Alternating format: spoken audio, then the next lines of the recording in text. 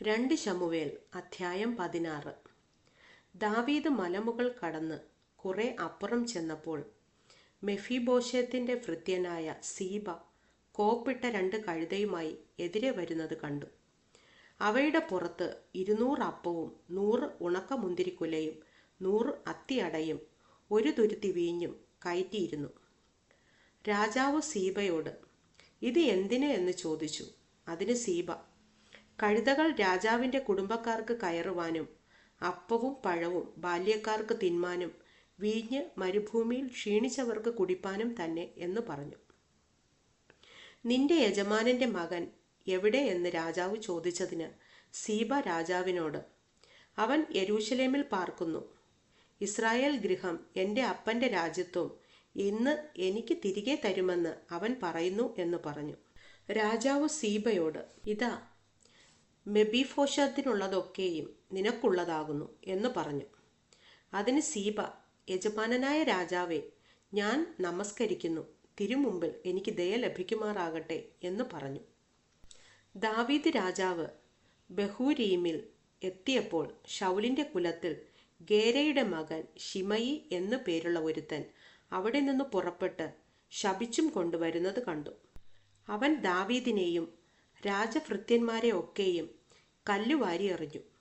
ജനവും വീരന്മാരുമെല്ലാം ഇടത്തും വലത്തുമായി നടക്കുകയായിരുന്നു. ശിമയി ശപിച്ചും കൊണ്ട് ഇവണ്ണം പറഞ്ഞു, രക്തപാതക, നീച, പോ പോ. ശൗൽ ഗൃഹത്തിന്റെ രക്തം യഹോവ നിന്റെ മേൽ വരുത്തിയിരിക്കുന്നു. അവനു പകരമല്ലോ നീ രാജാവായത്. യഹോവ രാജ്യത്വം നിന്റെ മകനായ അബ്ശാലോമിന്റെ കയ്യിൽ ഏൽപ്പിച്ചിരിക്കുന്നു. നീ രക്തപാതകനായിരിക്കയാൽ ഇപ്പോൾ ഇതാ നിന്റെ ദോഷത്തിന്റെ ഫലം നിനക്ക് വന്നു ഭവിച്ചിരിക്കുന്നു. അപ്പോൾ സെരൂയയുടെ മകനായ അബീശായി രാജാവിനോട്, ഈ ചത്ത നായി എൻ്റെ യജമാനനായ രാജാവിനെ ശപിക്കുന്നത് എന്ത്? ഞാൻ ചെന്ന് അവൻ്റെ തല വെട്ടിക്കളയട്ടെ എന്ന് പറഞ്ഞു. അതിന് രാജാവ്, സെരൂയയുടെ പുത്രന്മാരെ, എനിക്കും നിങ്ങൾക്കും തമ്മിൽ എന്ത്? അവൻ ശപിക്കട്ടെ, ദാവീദിനെ ശപിക്ക എന്ന് യഹോവ അവനോട് കൽപ്പിച്ചിരിക്കുന്നു. പിന്നെ നീ ഇങ്ങനെ ചെയ്യുന്നത് എന്ത് എന്ന് ആർ ചോദിക്കും എന്ന് പറഞ്ഞു. പിന്നെ ദാവീദ് അബീശായിയോടും തൻ്റെ സകല ഭൃത്യന്മാരോടും പറഞ്ഞത്, എൻ്റെ ഉദരത്തിൽ നിന്ന് പുറപ്പെട്ട മകൻ എനിക്ക് പ്രാണഹാനി വരുത്തുവാൻ നോക്കുന്നു എങ്കിൽ ഈ ബെന്യാമീന്യൻ ചെയ്യുന്നത് ആശ്ചര്യമോ? അവനെ വിടുവിൻ, അവൻ ശപിക്കട്ടെ, യഹോവ അവനോട് കൽപ്പിച്ചിരിക്കുന്നു.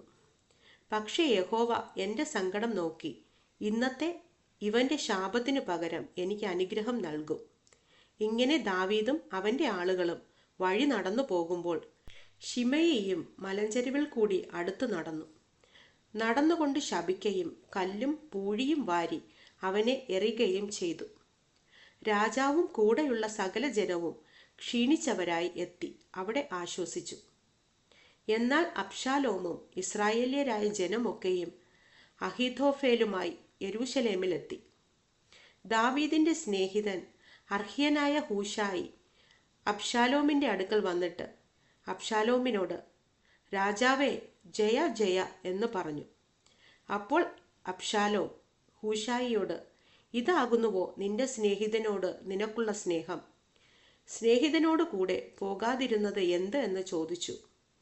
അതിന് ഹൂശായി അബ്ശാലോമിനോട്, അങ്ങനെയല്ല, യഹോവയും ഈ ജനവും ഇസ്രായേല്യരൊക്കെയും ആരെ തിരഞ്ഞെടുക്കുന്നുവോ അവനുള്ളവനാകുന്നു ഞാൻ. അവൻ്റെ പക്ഷത്തിൽ ഞാൻ ഇരിക്കും. ഞാൻ ആരെ ആകുന്നു സേവിക്കേണ്ടത്? അവൻ്റെ മകനെ അല്ലയോ? ഞാൻ നിന്റെ അപ്പനെ സേവിച്ചതുപോലെ നിന്നെയും സേവിക്കും എന്ന് പറഞ്ഞു.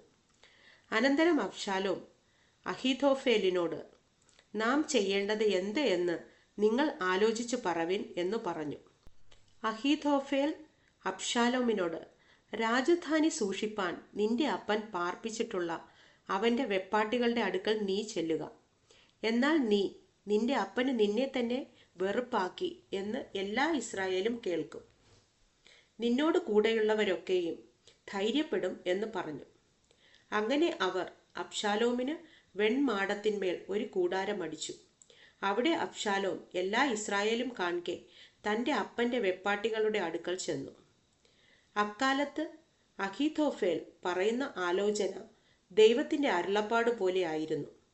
ദാവീദിനും അബ്ശാലോമിനും അഹീഥോഫേലിൻ്റെ ആലോചനയെല്ലാം അങ്ങനെ തന്നെ ആയിരുന്നു.